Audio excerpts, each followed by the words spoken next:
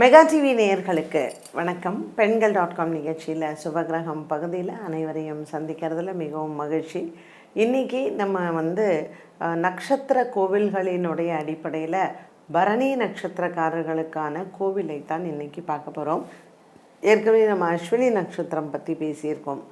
இந்த பரணி நட்சத்திரத்திற்கான கோவில் எங்கே இருக்குது அப்படின்னு பார்த்திங்கன்னா, திருக்கடையூர், திருநள்ளாறு அது பக்கத்தில் தான் இது நல்லாடை அப்படிங்கிற ஊர் இருக்குது. இது பரணி நட்சத்திரத்திற்கான ஆலயம். இங்கே சிவனினுடைய திருநாமம் அக்னீஸ்வரர், அம்பாளினுடைய திருநாமம் சுந்தர நாயகி. இந்த ஆலயத்தில் கோஷ்டத்தில் பார்த்திங்கன்னா நிறைய சன்னதிகள் இருக்குது. வீரபத்ரர் இருக்கார், பைரவர் இருக்கார், சூரியன் இருக்கார், துர்கை இருக்காங்க, மகாவிஷ்ணு இருக்காங்க இந்த ஆலயத்தில். இந்த ஆலயத்தினுடைய மிகப்பெரிய சிறப்பு இரண்டு. ஒன்று சுவாமி மேற்க நோக்கி பார்த்துருக்கிறார். பொதுவாக மேற்கு முகமாக இருக்கக்கூடிய ஆலயங்கள் அப்படின்னு சொன்னால் நம்ம வேண்டுதல்கள் உடனே பலிக்குமா. இது இந்த மேற்கு நோக்கி இருக்கக்கூடிய ஆலயமாக இருக்கிறதுனால இந்த ஆலயத்தில் பரணி நட்சத்திரம் இல்லாமல் மற்றவர்களும் செல்லலாம். பரணி நட்சத்திரக்காரர்களுக்கு ஒரு அதீத பலன் நிச்சயமாக உண்டு.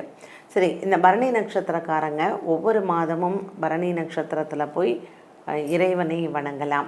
இது ரொம்ப எப்போ சிறப்பு அப்படின்னு பார்த்திங்கன்னா, கார்த்திகை மாதத்தில் வரக்கூடிய பரணி நட்சத்திரம். ஸோ ஒவ்வொரு ஆலயத்திற்கும் ஒரு சிறப்பு இருக்கும் இல்லையா. ஸோ இந்த ஆலயம் சோழர் காலத்தில் கட்டப்பட்ட ஒரு ஆலயம். இதனுடைய ஸ்தல வரலாறு என்ன அப்படின்னு பார்த்திங்கன்னா, இந்த ஊர் மக்கள் மிருகண்ட மகரிஷின்னு ஒரு மகரிஷி இருக்கார். அந்த மகரிஷி என்ன பண்ணுறார், ஒரு பெரிய யாகம் நடத்துகிறார். பரணி அப்படின்னாலே அக்னி அப்படின்னு தான் அர்த்தம். அதனால தான் அக்னீஸ்வரர் இறைவனினுடைய திருநாமம். இவரினுடைய அந்த சுவாமியினுடைய இடம் இருக்கு இல்லையா, அந்த கர்ப்பகிரகத்துக்கு பக்கத்தில் ஒரு தாழ்வான பகுதி இருக்குது. ஸோ இவர் நெருப்பு, இவர் அக்னி அப்படிங்கிறதுனால இவரை குளிர வைக்கிறதுக்கு அந்த தாழ்வான பகுதியில் எப்பொழுதுமே தண்ணீர் நிரம்பி இருக்குமாம். அப்படி ஒரு உஷ்ணம் இருக்கக்கூடிய அக்னீஸ்வரர் தான் இந்த ஆலயத்தினுடைய இறைவன். அப்போ இந்த மிருகண்ட மகரிஷி என்ன பண்ணுறார், ஒரு பெரிய யாகம் நடத்துகிறார் சுவாமிக்காக.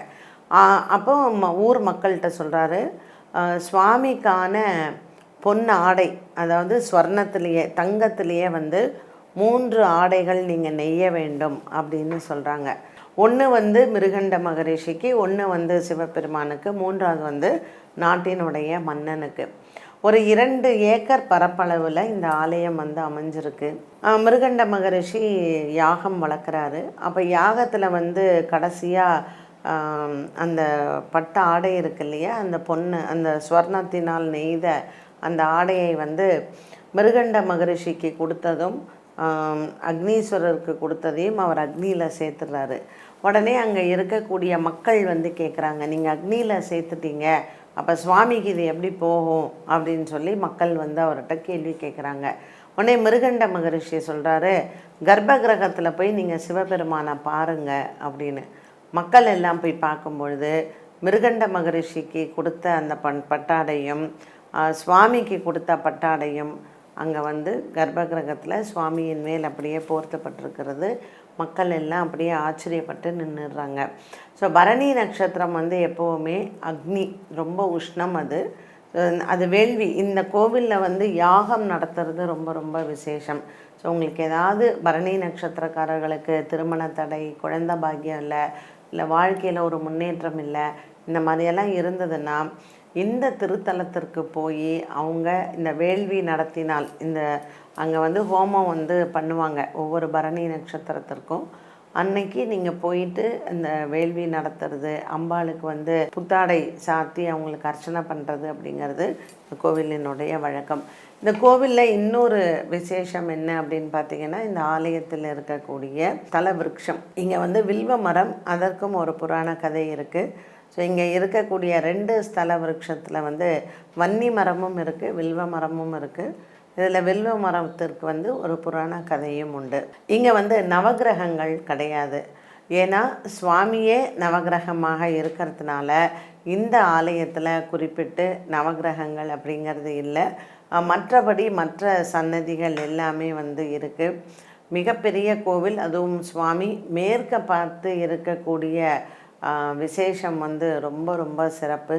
ஏன்னா மேற்க பார்த்து கோவில்கள் இருந்தால் அம்மனோ இல்லை சுவாமியோ நமக்கு மேற்க பார்க்க இருந்தாங்க அப்படின்னா நம்ம வேண்டுதல்கள் வந்து சீக்கிரம் பலிதம் உண்டு அப்படிங்கிறது பெரியவர்கள் சொல்வது உண்டு. இந்த ஆலயம் வந்து நாகப்பட்டினம் மாவட்டத்தில் அமைஞ்சிருக்கிறது. இங்கே என்னெல்லாம் இந்த ஆலயத்தில் விசேஷம் அப்படின்னு பார்த்திங்கன்னா, கார்த்திகை மாதத்தில் இருக்கக்கூடிய பரணி ரொம்ப ரொம்ப விசேஷம். மார்கழி மாதத்தில் வரக்கூடிய ஆருத்ரா தரிசனம் ரொம்ப விசேஷம். அதே மாதிரி தை மாதத்தில் வந்து தை வெள்ளிக்கிழமை எல்லாம் இங்கே ரொம்ப சிறப்பாக கொண்டாடப்படும். வருஷத்தில் வரக்கூடிய இந்த சாரத நவராத்திரி அதுவும் இங்கே ரொம்ப சிறப்பாக கொண்டாடப்படக்கூடிய ஒன்று. தை மாதத்தில் வரக்கூடிய பௌர்ணமி தைப்பூசம் இங்கே ரொம்ப விசேஷமாக கொண்டாடப்படுவார்கள். இங்கே வந்து இருக்கக்கூடிய விநாயகர், முருகப்பெருமான், அப்புறம் வீரபத்ரர், பைரவர், பெருமாள் எல்லாருக்குமே அந்தந்த அவங்கவுங்களுடைய சிறப்பு நாட்களில் இங்கே சிறப்பான அபிஷேகங்களும் சிறப்பான பூஜை முறைகளும் அது காலங்காலமாக வந்து நடந்துட்டு வருது.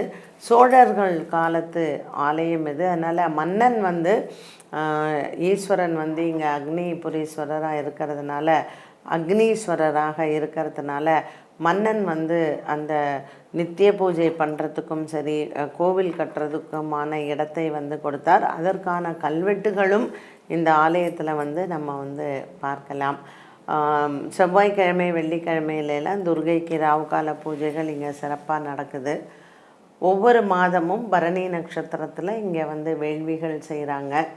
பரணி நட்சத்திரக்காரர்கள் அந்த வேள்வியில் கலந்து கொண்டு அவங்களுடைய மனக்குறைகள், அவங்களுக்கு என்ன விதமான ஒரு வேண்டுதல்களோ அந்த வேண்டுதல்களையும் வைக்கிறது உண்டு. பல நூற்றாண்டுகளாக இருக்கக்கூடிய ஒரு அற்புதமான ஆலயம் இது. எப்படி வந்து திவ்ய தேசங்கள் எல்லாம் ஆழ்வார்களால் பாடல் பெற்ற ஸ்தலங்களோ, இந்த தேசங்கள் இந்த ஆலயங்கள் எல்லாமே வந்து நாயன்மார்களால் பாடல் பெற்ற ஸ்தலம். அதனால தான் அந்த கோவில்கள் வந்து எப்போவுமே பிரசித்தி பெற்று அந்த இடத்திற்குன்னு ஒரு மகிமையும் கொடுத்திருக்கிறார்கள். அதனால் ஒவ்வொரு மாதமும் இருக்கக்கூடிய பரணி நட்சத்திரத்தன்று இந்த ஆலயத்திற்கு சென்று வழிபட்டால் நம்ம எண்ணிய காரியங்கள் எல்லாமே வந்து நடக்கும்.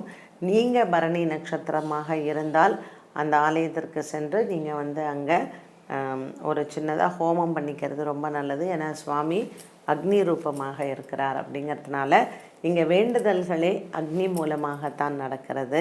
ஸோ அக்னியில் நம்ம என்ன பொருட்களை சேர்க்கிறோமோ அது இந்த பரணி நட்சத்திரத்தின் மூலமாக அக்னி வழியாக சுவாமிக்கு போய் சென்றடைகிறது. உங்களுடைய பலவிதமான மனக்குறைகள், மன கஷ்டங்களை இந்த அக்னீஸ்வரர் ஆலயத்தில் சுந்தர நாயகியுடன் இருக்கக்கூடிய அக்னீஸ்வரரை வணங்கினால் எல்லா விதமான கஷ்டங்களும் தீரும். என்ன நேயர்களே, இன்றைய பெண்கள்.com நிகழ்ச்சியில் சுபகிரகம் பகுதியில் பரணி நட்சத்திரத்திற்கான கோவில் நல்லாடை அப்படிங்கிற ஊரில் அந்த கோவிலை பற்றிய சிறப்புகள் பார்த்தோம். மீண்டும் சந்திக்கும் வரை நன்றி, வணக்கம்.